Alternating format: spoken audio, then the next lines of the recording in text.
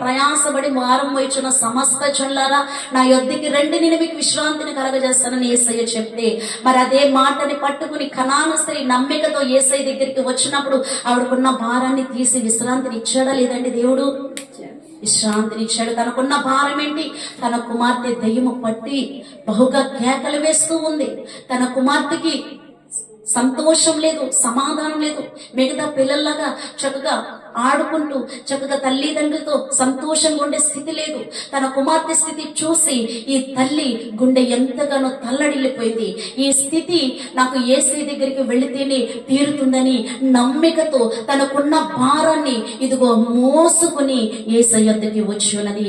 నిజంగా యేసయ్య తన్ని మొదట పరీక్షించిన, తన విశ్వాసాన్ని యేసయ్య పరీక్షించిన గాని చివరికి ఆవిడ విశ్వాసాన్ని చూసి యేసయ్య ఎంతగానో మెచ్చుకుని తన కుమార్తెకి ఏం చేశాడంటే విడుదల ఇచ్చాడు.